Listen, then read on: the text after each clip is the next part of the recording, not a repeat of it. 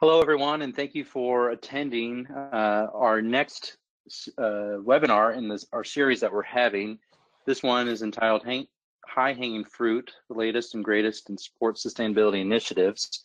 And we have a great lineup here with some of the members of our advisory board of the Greens of the Sport Ecology Group. Excuse me, sorry, my caffeine is starting to wear off from this morning, but this is a co-hosted webinar with the Green Sports Alliance and the Sport Ecology Group. And so we'll be starting here in a little bit. We're going to wait a little bit longer to get a little bit more attendees in and make sure no one's having any login issues there. But we'll get started here in another minute.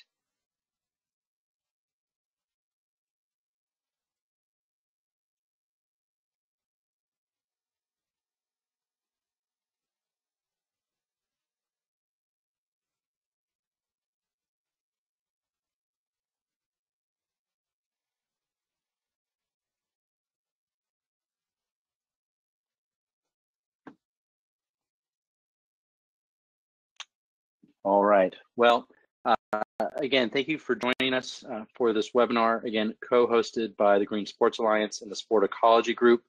We have, again, a great lineup here, and we'll get started here. Can we go on to the next slide?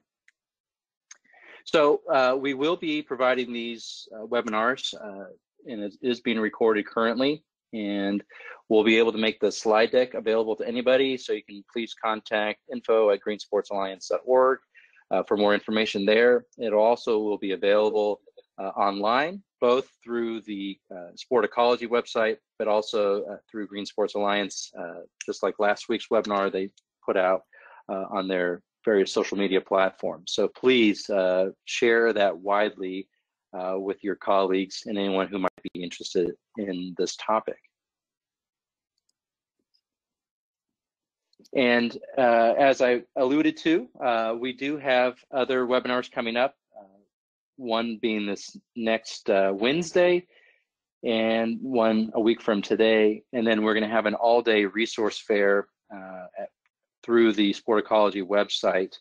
You can see the various resources that we're going to have. We're going to have 50 resources available to you for a month, starting on April 22nd, the 50th anniversary. So 50 resources for the 50th anniversary of Earth Day.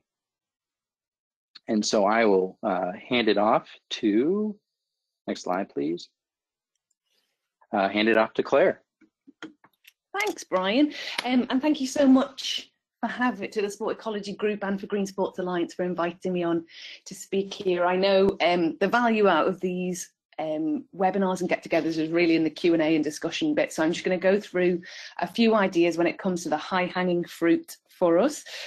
Firstly, to those who perhaps don't know me, I am the CEO of Sport Positive Summit and the founder of Clearbright Consulting. So Sport Positive Summit is in collaboration with the United Nations Framework Convention on Climate Change and the International Olympic Committee. We work very closely with the UNFCCC around the Sports for Climate Action framework, which I'm sure you've all heard of, and our summit, which was supposed to be in March, is now postponed till 1st, 2nd of October with the current pandemic.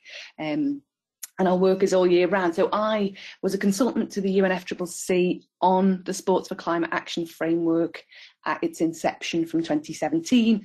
I've worked in communications, events, engagement for around renewable sustainability and climate change for over a decade, and working at the nexus of sport and climate for the past 5 years. So that's just who I am. And if we could go to the next slide, that would be brilliant. So I just want to touch on a few things very briefly when it comes to this high-hanging fruit that we want to focus on for this webinar, talking about going beyond the basics and towards the more complicated and challenging areas for sport. So one of the biggest elements I think is the most challenging is this commitment to setting bigger goals, communicating that externally and holding yourself to account. I think there's so much incredible work happening out there. Some of it is very, very sophisticated. Some of it is smaller. We all have to start somewhere, etc. But it's this driving forward to bigger goals, talking to our fans about this, which I know Aileen's going to talk about later, and holding ourselves to account in terms of setting goals and reporting and benchmarking. That's really important. So for this slide, I just really wanted to highlight in a very simplified way the initial things you would ask yourself in that scenario, which I'm sure many of you are doing. We've seen examples of change that sports made, switching to LED lighting, to removing plastic straws, which have incredible merit in and of themselves in terms of reducing footprint. But if it's done piecemeal and not within wider goals, the benefits of these can be limited. So we want to look at organisations that are tackling change in a more systemic way, and the organisations that are doing that are generally asking themselves these questions. Where are your biggest impact? So gathering the true data and doing materiality assessments to understand their biggest impacts, and I know Sport Ecology Group can help you all with that. Who's going to be impacted by the commitments? So both internally in the organisation and up the supply chain, where are the impacts, and setting goals and making changes. What changes is that are going to filter down throughout your entire supply chain? And lastly, who needs to be on board with these commitments? And for this, we mean when driving transformative change, all key stakeholders have to be brought in to commitment to change together. So from leadership to boots on the ground, the commitments have to align with the overall business and organisation. So a vastly simplified, very top line first look, but I just wanted to set the scene in terms of if you're going to commit internally to something larger than smaller incremental changes, these are the things you need to start thinking about. So if I could go to the next slide, please. So I just want to focus on a couple of examples. There are many organisations that are doing this incredibly well, but a couple of good examples, I think, which help highlight when you're trying to ensure systemic change happens, how to ensure you're engaging all parts of the organisation. I'm sure a lot of you saw the commitment, all of you probably saw the commitment from Formula One to commit to net zero by 2030. And their Director of Strategy, Yath Gangakumaran, has spoken a lot about the 12 months plus of planning, strategy, and getting all stakeholders on board with the idea of sustainability in the first place, before they've even put it out that they're doing any of this. Although they've got a big reputation, Formula One are quite small with 500 people working for Formula One, but they had the challenge of a large percentage of their emissions came from a wider ecosystem. There's loads of information out there about that, but 22 event promoters working with a governing body, 10 teams with 10 agendas, 200 countries around the world that broadcast Formula One. So a massive challenge to set this goal, but the engagement of all of these organisations and the prep that was put into that meant that they were able to come out with this really strong goal, safe in the knowledge that all of their stakeholders were engaged. And the success factor to that, Yath says himself, was going in with the mindset of what the benefits are rather than viewing sustainability as a burden. Quickly, the FA Sustainability Group, you can just see some of the their focus. The FA being the Football Association here in the UK, the organisation that owns Wembley Stadium, have a long track record of strong sustainability goals and commitments. What they did to ensure this happens and continues to is they formed their FA Sustainability team. It's broken down into separate squads, separate team leaders to take on key challenges across these 8 areas and more. The squads meet on a quarterly basis to define targets, update on progress and discuss ideas, and the squad captains meet on a monthly basis where senior management is always present and long and short-term goals are set, and that ensures that they are continually meeting commitments. Success factors here, having senior management involved throughout the whole process, empowering employees to make a difference, and including suppliers. If I could move to the next slide, please. So talking about committing to something externally that's big change, a couple of examples, and we often hear that this bigger commitment externally to a large goal can be the most difficult part. Things I often hear, we're already doing the right thing. Do we need to shout about it? This is quite political. Do we need to put ourselves out there? What if things change internally or externally? We might be at reputational risk. So all of these things we totally understand the concerns of, but we need to commit externally to a bigger goal for this higher hanging fruit if sport is to have a genuine impact.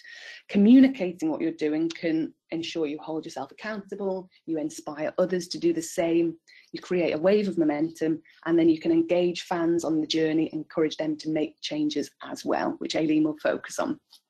Loads of ways to do this. Two ones I'm going to touch on briefly and maybe we can come back to later. The UNFCCC Sports for Climate Action Framework. You're committing to making changes within your organisation, but you're also joining a global family of other sports organisations with the same challenges as you to support each other along the way. There are 123 global organisations signed up now and more coming along every day. As they say, if you want to go fast, go alone. If you want to go far, go together. And we really want to go far. So UN Sports for Climate Action Framework is helping with that.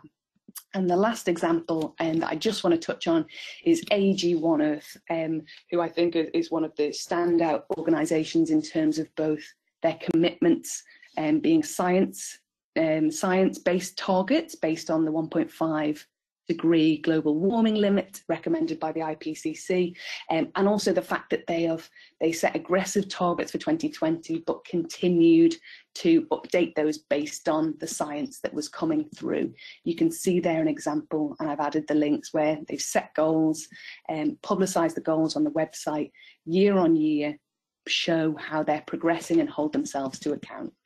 So just the last slide before I hand off, Brian, is a quote from Albert Einstein there for you all to read, and I think it's quite fitting that of what we need to do to achieve this. I think we can't change sport, we can't change the world without reaching for this higher hanging fruit if we don't change our thinking, and that I think is the biggest challenge that we have to overcome. And just on the next slide you can see there that just a quick plug, every Tuesday we have a weekly Sport Positive Twitter chat. You can follow us on Twitter for that to stay connected. And tomorrow we're going to build on this conversation to drive sustainability systemically in your organisation. Thanks a million, Brian. Thank you, Claire.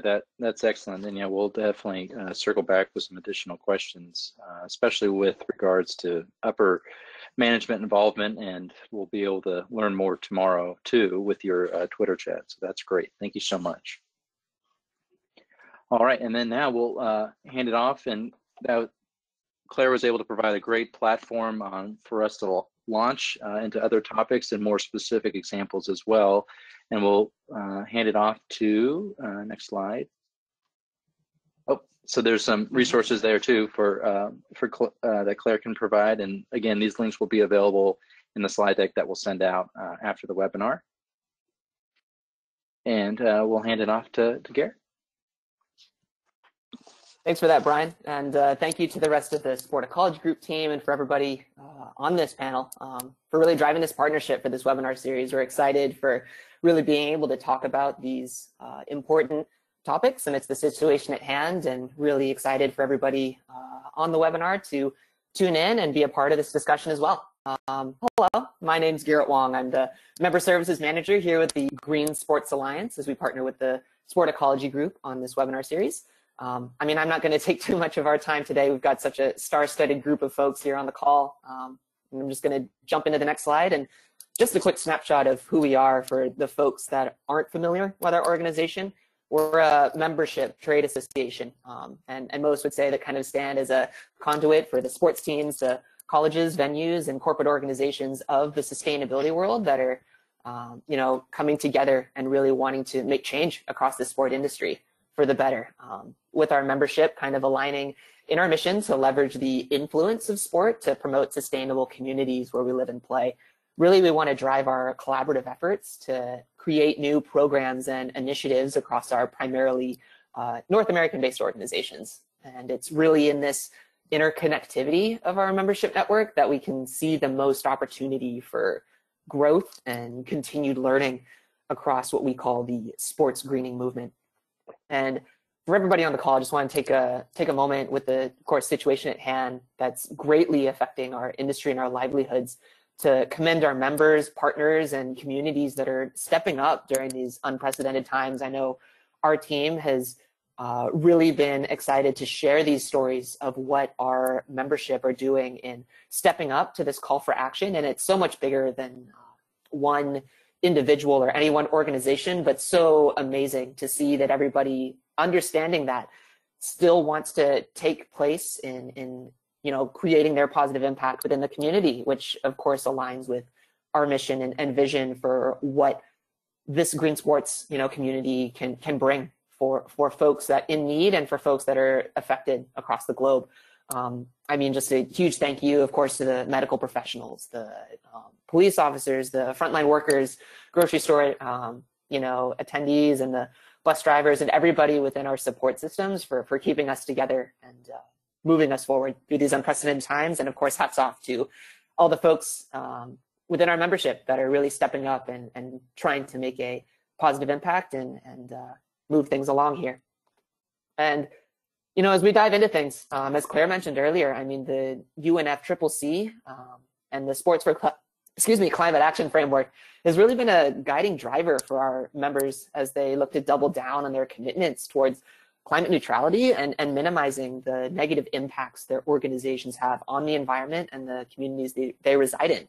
And you're talking about high-hanging fruit in this concept, and these are organizations within our membership that are stepping up from Portland, Oregon, right here in our backyard, to St. Paul, Minnesota, the Bronx in New York. They're utilizing their visible platforms as climate leaders and to really implement and systemically, adjust within these 5 guiding principles of the framework. And we've seen at least the 2 major pieces within our membership that they were really intuitively excited about with these principles was really looking at educating both folks internally and externally about climate action and really promoting sustainable and responsible consumption. And this, of course, affects the partners that you work with within your venue, the fans and attendees into your spaces, and all of these pieces as we start to build them out, whether it's within our corporate organizations, sports teams, or universities. Such an impactful place to advocate for climate action, both through your communication and through the actions and systems that you have implemented within your entity. And I mean, I'm just going to share a couple of stories here with everyone as, some of our members and partners have really stepped up and have been pushing the needle in the eyes of the Green Sports Alliance. And as we kind of talk about these systemic and incremental changes amongst everything, I want to kind of lay the land in terms of both the low-hanging and high-hanging fruit, but of course, bringing in the perspective of what we see as kind of the latest and greatest. If you had tuned in to our webinar a couple of weeks ago, we had Judd Michael from Penn State University talking about their partnership with Pocono Raceway and how they were able to look at the organics and zero waste concept that they had implemented over at the racetrack, but really wanted to shine a light on Pocono Organics, a holistic agricultural farm that resides right in the backyard of Pocono Raceway, sitting on a 3 megawatt, 25-acre solar farm, and really building out this closed loop system for the racetrack and being, one of the largest public-facing regenerative organic operations in North America. And as they've been working with the Rodale Institute and others looking at, the fairness for workers and farmers, these robust requirements for soil health and land management, and of course, incorporating all of this into, pasture-based animal welfare. It's something incredible that we've seen that they're being able to educate folks coming into the racetrack and providing these, stories and product for folks that are coming into the racetrack to talk about that through the eyes of NASCAR Green and through all the other events that they host over in Pennsylvania has been really exciting for us. And when you talk about, okay, how do you bring in plant-based meals or how do you bring in other food options into your venue? That's, of course, the first step in the conversation, those incremental steps of low-hanging fruit.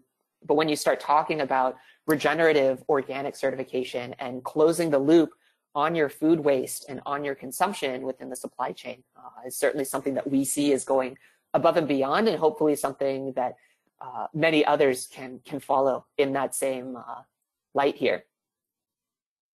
And tying it back into, this is taking place all across the country, and something that I want to reiterate in that everybody can find an impact within their own venue, and it's just really taking a step back and seeing where your level of impact is going to be.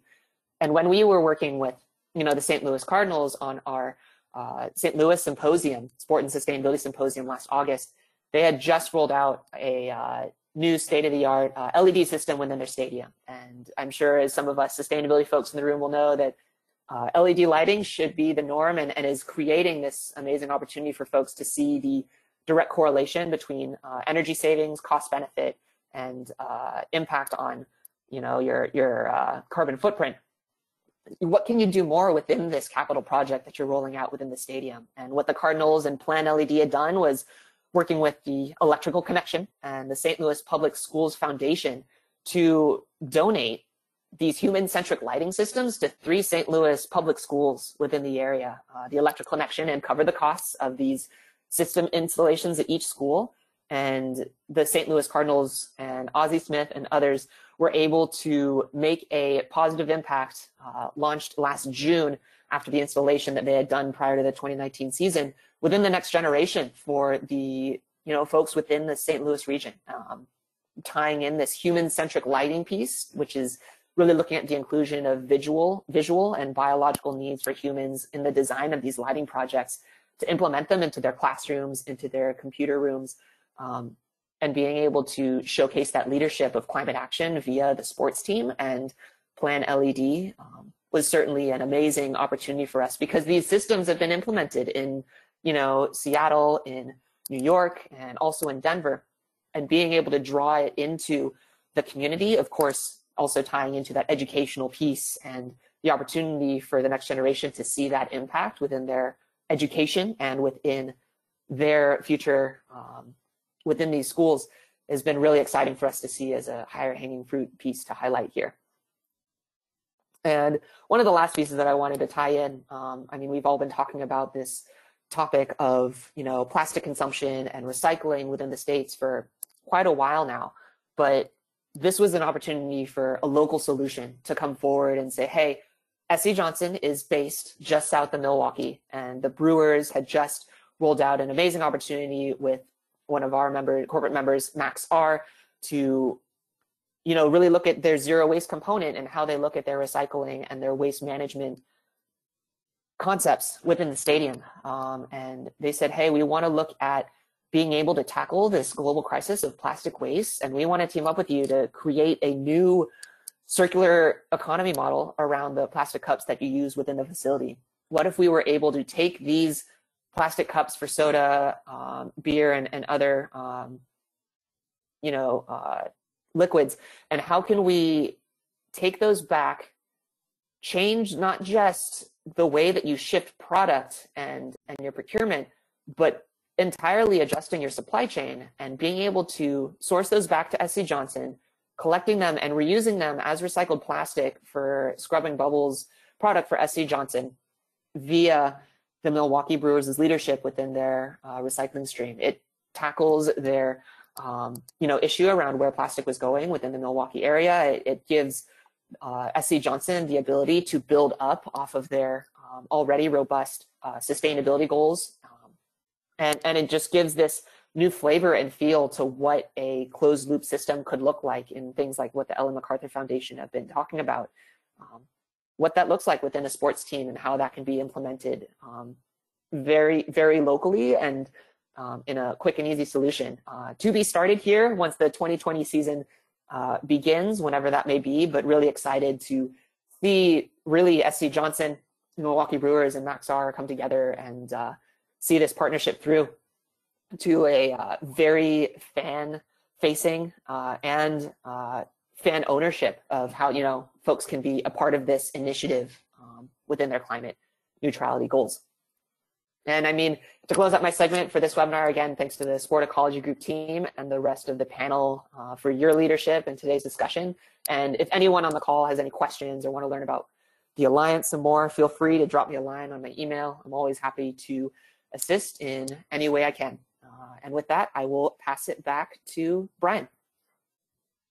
Thank you so much. Yeah, those were great examples of really how to pursue the pathways and see the true opportunities there for the respective initiatives. Thank you, Garrett. That's great. And what you're really seeing is going beyond the confines of the facility or the organization to get outside of the bubble and into the community, like what Plan LED really strives to do. And as Claire really referred to, the external benchmarks and commitments kind of again beyond the confines of the organization. So thank you for that. That's awesome. And then we'll hand it off to Aileen. She can be able to speak to, really being able to engage the fans as well, and how that is such an important component to really advancing and going beyond kind of that low-hanging fruit and really advancing it to a more sophisticated level. Aileen. Great, thanks a lot. You can pop right into the next slide. Just a little bit about 5T Sports Group. I think many people on here probably know a little bit about us, but we focus on crafting sustainability strategy for pro teams, leagues, major events, and host cities, and do that partially through a series of workshops and then also custom work. But then we also create and implement fan engagement campaigns, which is really a newer element and aspect of the work in sports and sustainability. And it's a comfortable piece for me because we're moving out of the internal, as you just mentioned, into the external with the fans. And I originally come from a sports marketing background and a marketing intelligence background, so I'm more in my wheelhouse these days. And I did spend a number of years in technology, so that was a favorite topic of mine. And that's where we really need to go to get to the masses. One of the things that technology does for us is it connects that local and displaced fan base back to the team. I moved away from my hometown many years ago, and I'm so excited that when on any given Sunday when we're in season, I can feel like I'm in a bar in Cleveland with the rest of the Browns fans, just chatting away as I'm on Twitter, watching the game and communicating with them. So it really helps also reinforce that social identity I have as a fan, that belonging to that group that really went away for a number of years when you don't live where your team lives. It brings you back into that fold. The other thing that technology does is then create a cost-effective channel for that team to reach out to all those fans. And we'll come to some examples of who's done that pretty well. Obviously, it creates a massive value for the partners when you can go beyond the market that they're buying when they buy into your team and actually reach fans that are out of market. And that value also comes from bringing them data and additional geographies and the analytics that you can bring to them. As we see now, except for now, sports is typically now a year-round thing. There's no off-season for any of the teams. Maybe they're a little bit glad for the breather, even though it's at an enormous economic and emotional cost. But they're at it year-round providing content now. And so reaching out on your sustainability campaigns using technology also gets you in that year-round dialogue. And certainly it amplifies the campaign well beyond your stadium and beyond your game day. So hopefully with that, I've gotten you all on technology bandwagon. Next slide. So with sustainability campaigns, what do we have out there? Well, with this topic area, you have new and different things to talk to fans about. And this is a fantastic time to be talking to your fans about new and different things, because typically you're trying to sell them tickets or merchandise or get them out, get them involved. But let's talk about something else. Let's talk about our community. Using sustainability as your campaign base also gives you a fantastic outlet to connect with athletes in many different ways. They have a lot of interests. They have a lot of social justice interests, environmental interests, other community interests, health interests. So that just gives you that broad spectrum to bring more of them in. And you can tell when an athlete is kind of coerced into doing some messaging for the team versus when they really feel passionate about it. I think we're seeing all of that shine through right now. The other thing that you've got with using this as a basis for a campaign is it's adding values for partners who are looking to demonstrate purpose and impact. Every company is under incredibly enhanced scrutiny these days. It's just going to escalate more. And this, putting their purpose and actions into their sports platform, that's an emotional platform where the community will first visibly reassemble And so being present there, getting ready now, bringing them a campaign now, an opportunity now to develop so that that can launch with that full emotional impact when we all reconvene will be incredible. And finally, using sustainability as your campaign platform deepens the ties with the fans. It shows that you appreciate that they have a life beyond just being your fan. There's other things that they care about. And when you see that, as you know, relationships deepen when you go beyond a one topic conversation. So next slide. So coming back a little bit to the power, what you want to do when you're taking a sustainability campaign and marrying that up with technology is understand where your fans are. And this is just a snippet, this little fun graphic of where they are in those numbers. But the important thing is that a lot of sports fans are now consuming their sports through these platforms. They're streaming them there, sometimes because that's their only access. But they're also streaming them and getting them in different ways, like bite-sized content. And then especially created content. Sometimes fans are even creating the content themselves with snippets of things. They're following players over teams. So really getting an appreciation of what's going on out there in the social media and digital realm is pretty important to designing a campaign. And fans are now not just on these open platforms where, you know, it's Instagram, Twitter, Facebook, but they're also convening in what we call dark social. And that's WhatsApp and closed messenger groups, because they don't want to talk to everybody. They want to have a smaller conversation with maybe 30 or 50 people that they have an affinity to. So that's an intriguing new avenue. And we're just cracking into that themselves, but I did want to bring that up. And then, you know, just the volume of fans that are on a second screen during a game and just the volume that they're reaching, just to throw some numbers at you. You know, across the world, Liverpool has 68 million followers on combined Twitter, Instagram, Facebook. Man U, 126 million. Then we get up to the big guys. Barca and Real Madrid, 211 and 222 million people, respectively. Very intriguing stuff. So next slide, please. So the other part of this is navigating to where they are and getting it when you're designing a campaign. What we're seeing, and this is an image from a very current, although I guess paused at the moment, Seatgate campaign using micro-influencers. These are female MLS fans that have anywhere between 1 and 5,000 followers. And they're showing that the fewer followers people have, the more credible that they are as a messenger.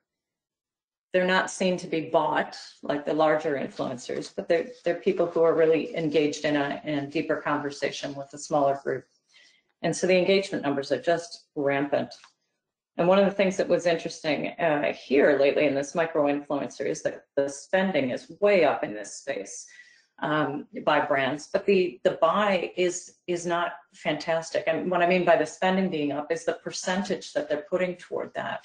And this is a very cost-effective way to get at folks. And it's a very credible and authentic way to put a sustainability campaign into motion. Next slide. And I'm just kind of giving you bits and pieces of what's going on in technology, and then we'll look at a campaign or two. One of the other key things when you're going to design a campaign like this is to look at what are realistic actions that you can ask of fans. You know, it's not really realistic to ask someone to completely give up their car, especially if their commute to work is not something that they can do by transit. But it is realistic to ask them to consider pledge to go 1 car-free day per week, because that day could be Saturday, that day could be Sunday, or for us these days it's pretty much every day. But I think one of the upsides of this is that we're seeing all of the things that we can actually do without when it's not so convenient or perhaps not so safe to go and secure them. So it's really important to get that realistic ask, but by connecting it to a digital platform, you're also getting the verification of what's happened. And so we've seen, recently, Brian and Tim Kellison of the Sport Ecology Group, myself, and a gentleman named James Atkins completed a white paper around sports partnerships for fan engagement with 7 key essentials. And one of those is measurable, traceable action, a verifiable action. We analyzed a number of campaigns, and a few of them were really fantastic for things that where they asked for a pledge and then you could report back what was done. One of those, as we all have seen, I'm sure many of the people have seen on the call, Water for the West. You make a pledge by text, and for every pledge that's made, and that pledge is just, I will do this, I will use less water, I will take a shorter shower. 1,000 gallons were restored to the watershed. So you as a participant could say, oh, I did that, and this was the result.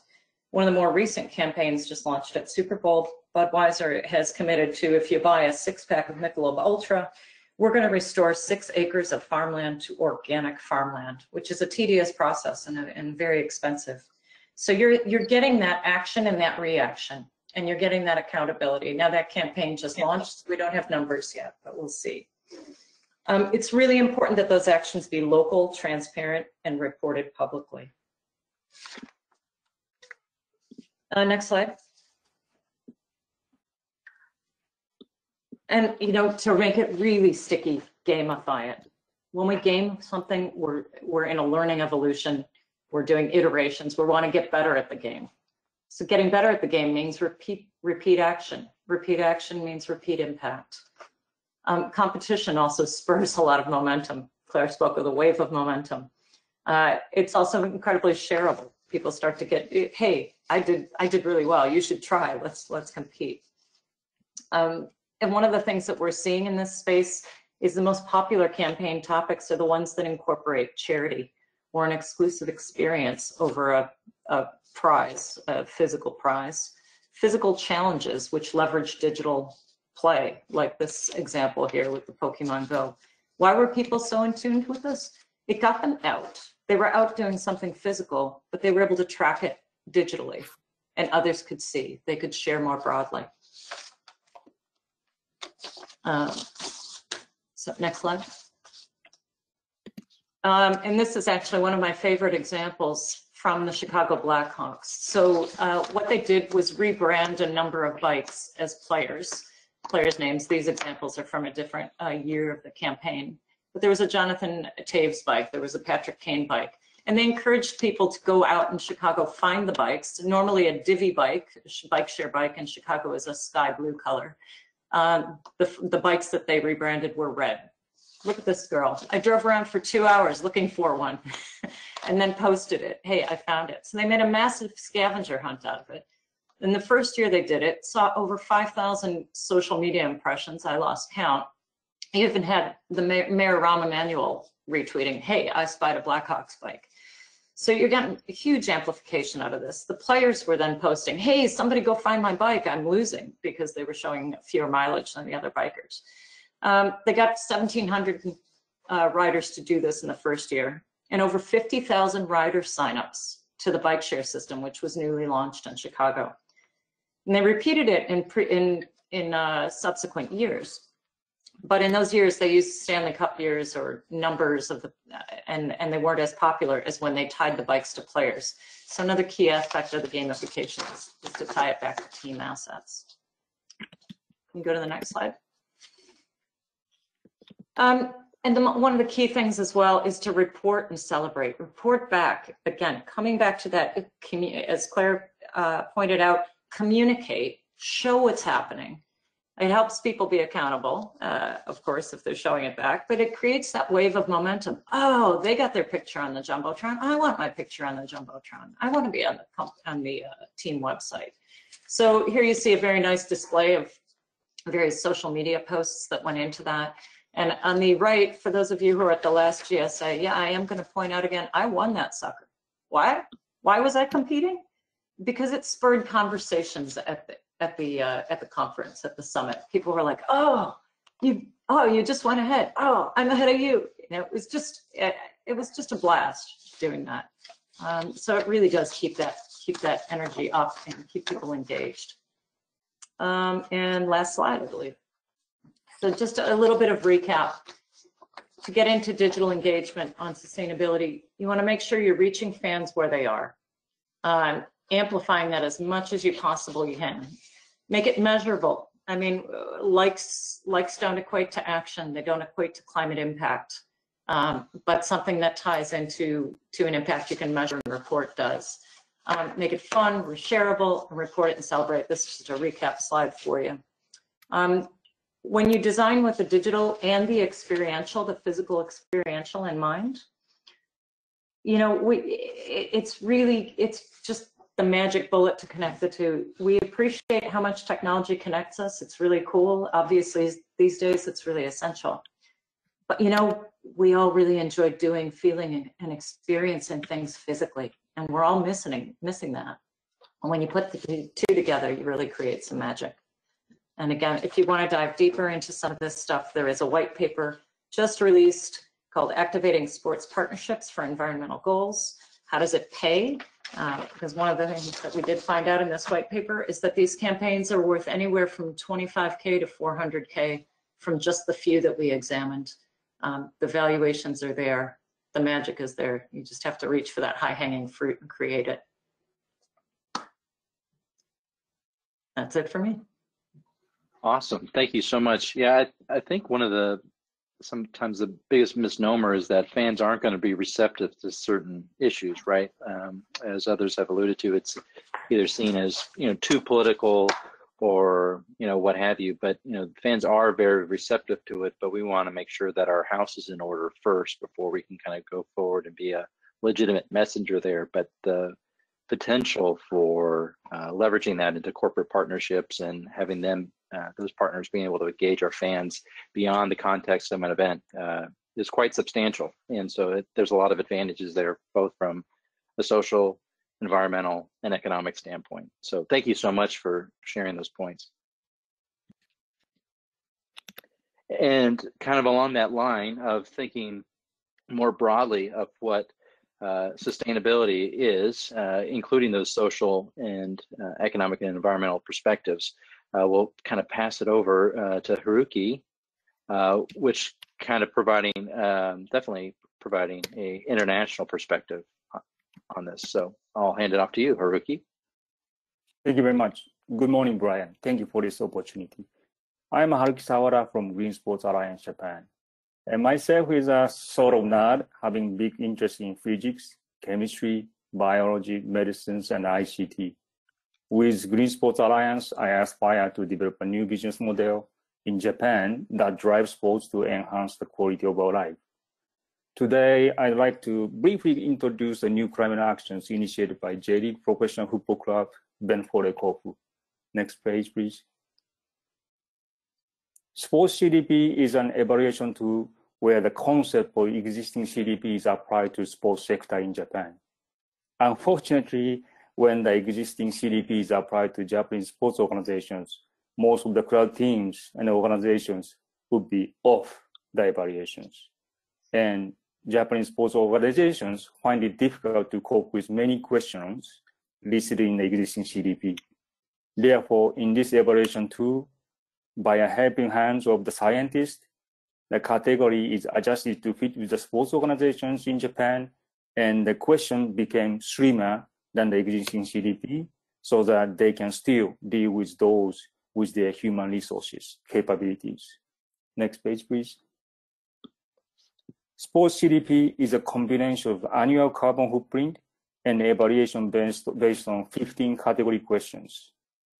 The main purpose of this tool is we can evaluate how seriously and vigorously the Japanese sports organizations are working on environmental sustainability.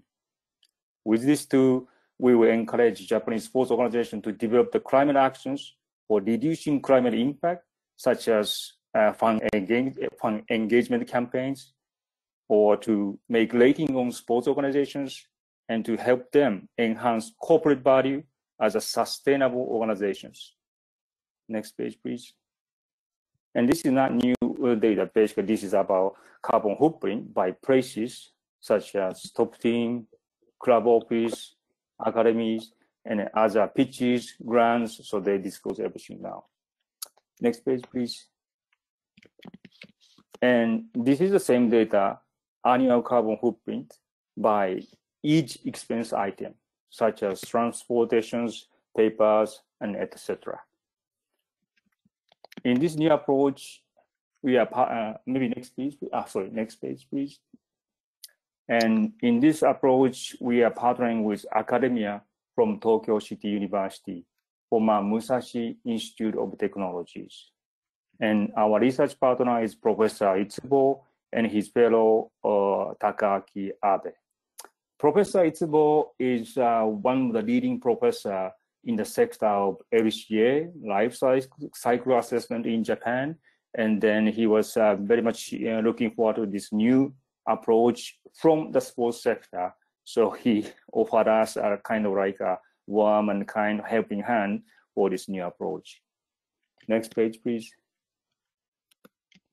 And this approach was already broadcasted by NHK, kind of like a Japanese BBC and Nikkei, and then other multiple medias.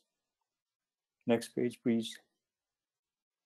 And in March, we are invited by Minister of the Environment, Shinjiro Koizumi. And as you know very well, he's the son of the former Prime Minister, Junichiro Koizumi. And they are now ready to support our next actions.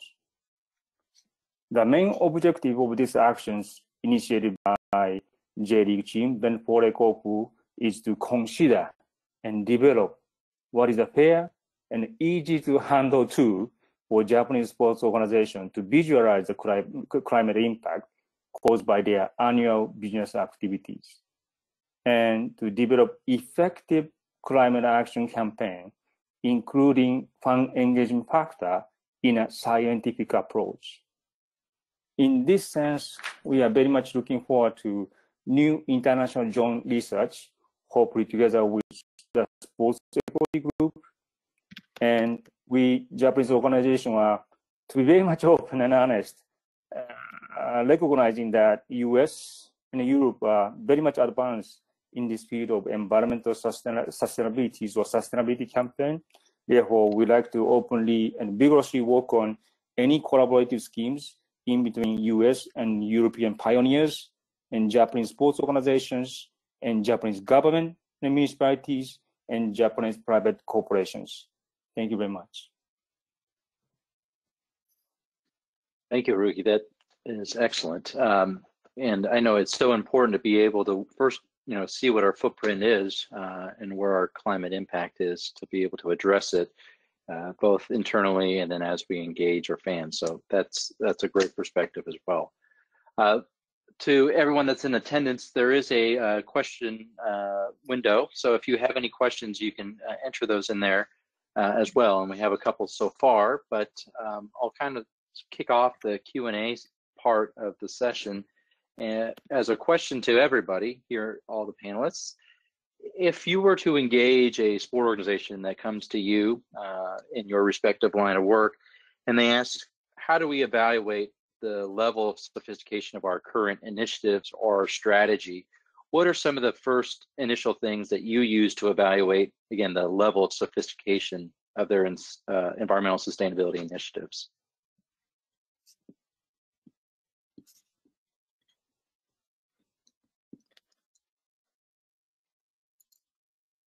Not all have to jump on it first.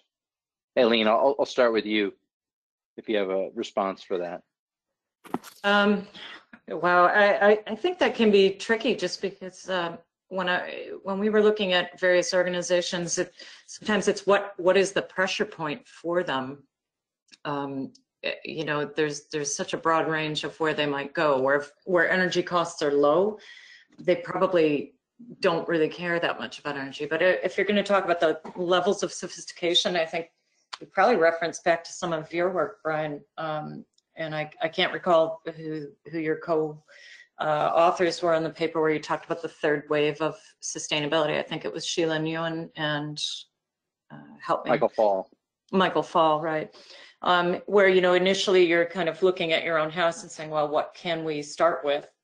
And the second wave I believe was more, advancing that further and starting to look outward into the community with collaborators. And then the third wave was reaching out toward the general public. So I think that's and I'm paraphrasing, but maybe you can, actually, I think it's a good question for you to answer rather than me to try to answer on your behalf.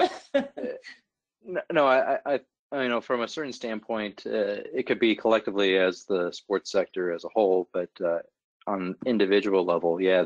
So there's getting our feet wet and trying an initiative, seeing if it works within our organization and how that fits. But then as you advance in these different waves, and we might actually even regress as we progress through this level, is that we're starting to see sophistication being implemented with it, or that is performance evaluation, but then also ultimately engagement with the fans. As Haruki was alluding to, that it's important to be able to engage fans because they make up a substantial aspect or portion of our environmental impact there. So that's where you start to see kind of that sophistication and that level 3 of being fan engagement aspects. And perhaps in the future we'll have to implement a wave 4, but we're not there yet collectively across the sector yet. Yeah, and your point's really great that there is regression in that things can go away, right? Whereas someone was able to compost and then suddenly their commercial composting facility is gone, so they can't any longer. That doesn't mean that they're not any less sophisticated. It just means that times have changed. So the important thing on that, I think, is always remember everyone is on the journey, but you're probably at a more sophisticated or evolved, let's call it an evolved level when you recognize that, but you're willing to reach back and help others, or reach out and help others, or be fairly open and vulnerable and enlist the help of others. Oh, that's great. Yeah. Oh, sorry, go ahead. Yeah, I was just going to say, I think the fact that the questions being asked indicates there probably is some kind of sophistication there. I think a lot of organisations we work with and are in touch with, if you're where your biggest impacts are, you've collected the data, you're making big changes to reduce that, etc. A lot of organisations aren't even at the level of doing that systematically across the organisations. So I think, as well as it's very specific to each organisation, but I think as well, thinking about where you're benchmarked, it sounds like, in terms of evaluating your environmental initiatives against others. Obviously, the likes of Green Sports Alliance, SANSI, SEA, BASIS, Sport Ecology Group, Sport Positive, is where those people get together and you can hear what other people are doing and kind of benchmark yourself in that way as well. So I think there's loads of, there's so many resources out there to help you understand where you sit in that as well. And to that point, Claire, how is the framework designed to engage organizations that might be just starting to wade into this space rather than having more advanced initiatives? Yeah, I think it's a great question, Brian, in terms of the UN Sports for Climate Action framework. Any organisation can sign up to this framework. I think there's perhaps a misnomer and a misunderstanding that you have to be doing incredibly great work already to even consider being allowed to sign up to a UN framework. And it's simply not the case. If you go through the documentation and you read through the framework and think, I can commit to all of these things, my organisation can do that, you can sign up to the framework tomorrow. There's 5 principles that you have to adhere to, and it's all set out in the documentation. But I think that the organisations I speak to who are signing up kind of fall into one of 2 camps. They're already doing loads and they know they're signing up safe in the knowledge that they're pretty much on their way to being able to tick off everything. And the other camp are, we know we're not there yet, but we're going to sign up to the framework, we're making this commitment, and we're going to find the path to get there and get on that journey and join the other hundreds of organisations and get that support to get there as well. So I think there's those 2 camps, but everybody and anybody can do it, from grassroots all the way up to governing bodies. Excellent. Yes. And Garrett, what ways is the Green Sport Alliance been able to connect sport organizations to be able to kind of make that next leap? I mean, you alluded to those aspects, but how can the Green Sport Alliance further assist organizations? No, absolutely, Brian. I mean, in what Claire really just mentioned around, making that commitment initially, I think is so important for things like the UN Sports for Climate Action Framework, for being a part of any of these organizations that we kind of encompass. It's making sure that you have those measurable and traceable actions stepping forward, and being able to create those partnerships is so key here. For something that we're doing primarily is, once we, start working with an organization and a member comes in and says, here's where we want to start, honing in on our expertise. This is what is most, unique and relevant to our community and our organization, because it's going to be different for any sport team, even if it's the same sport or sometimes even the same region. Some organizations will have different initiatives or different focuses that they want to initiate, either for one season, for one off season, or perhaps the next couple of years that they want to focus in on. And I think it's in our best interest, for the sake of the members, to showcase, okay, here's where you are within your sustainability journey. And granted, we don't want to make it a, this individual or this organization is leaps and bounds over another, but how can we, find those collaborative pieces? And in what Haruki was saying, being able to partner with a university to tackle these sustainability campaigns and that collaborative work in what the Brewers are doing, or Pocono Raceway, or the Cardinals, and all of these organizations that we've kind of highlighted here today. How can we take those models of success, and how can we take some of those underlining aspects of their programs and implement it into another member's own initiatives within their venue? I think that's in that external and shared learning where we're going to be able to grow as a industry and as a green sports community as a whole. Yeah, great. Yeah, our Waves paper touched on diffusion of innovation, which you allude to there. Kind of how do we kind of spread this knowledge internally, but also externally? And it's so important to recognize that just like strategy, it takes time to really develop things and get them to a mature level where we can make these partnerships, and like Pocono specifically. And sustainability takes time. It's an ongoing journey. It's never a destination. It's kind of the end of the rainbow that we're always pursuing, but it's advancing what we're doing. And along that path, there's a lot of great fruits that come from it, which include reducing our impact. And one of the questions that one of the attendees had for Haruki, you mentioned the CDP standard and how it's a good fit for the sport industry. Could you elaborate a little bit on how the metrics are maybe kind of emerging that are more sport specific, sport industry specific versus other industries? Can you speak to that? Yeah, basically, we had a research with Tokyo City University Professor Itsubo. And then, as I said, basically the main concept is coming from CDP and not much change. And then we are very much focusing on climate change, because CDP has 3 categories, climate change and the forest and water. And we are now at the moment only looking at climate change sector.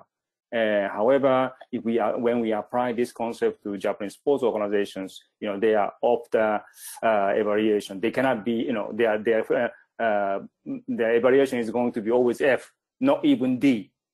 So basically, we enlarge the questionnaire as a category so that the sports organization can still make some response. So by making response, they can gain some kind of like a scores point, so that the evaluation can be possible.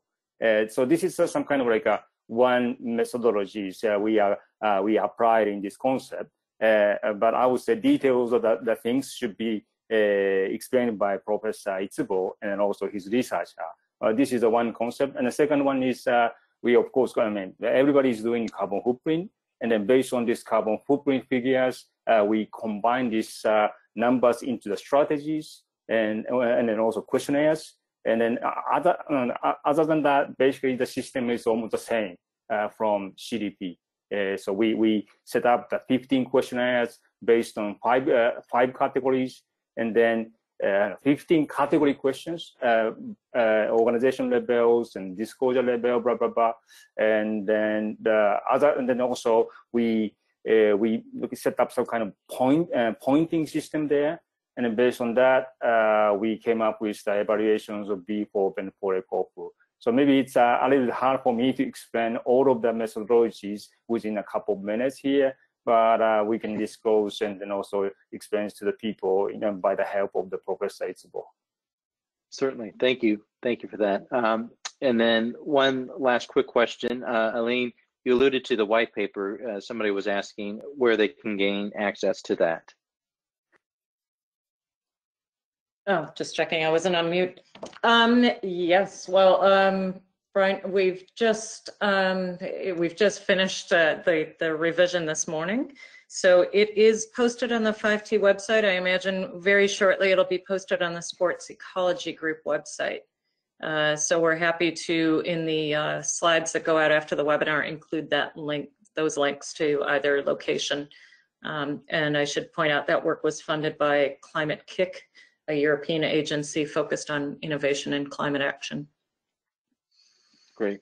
Yes, yeah, we'll be adding that certainly to the different resources that we're going to be providing on Earth Day as well, but we'll be able to link that on our Sport Ecology website as well as 5T. And so we can go to the next slide, last slide here. And as a reminder, we do have another webinar on Wednesday, so hopefully you're able to join us. As you might be kind of still under a shelter-in-place order, wherever you might be. And so please join us again as we kind of really dive into how climate change is impacting sport. And then lastly, we have the educational special here, both for students and for instructors that are out there, or those that are looking to learn more in the space on how do we kind of effectively teach this in our classes and engage students to be able to make positive impacts in their current and future careers. And then we'll have that digital resource fair on Earth Day itself. But I appreciate everyone attending today. If you have remaining questions, we'll send it out to the panelists and we'll get an answer to you. If you have a question that pops up later on, please feel free to email me or the Green Sports Alliance directly. You can email me at research@sportecology.com, C-O-M, not org like our website, but you can email us there and we can get you connected to any one of the panelists here and get you an answer as soon as possible. So thank you all for attendance, and please feel free to join us on Wednesday, and be sure to share any resources that you found helpful here amongst your colleagues. So thank you very much for attending, and we look forward to visiting with you again on Wednesday. Take care, everyone.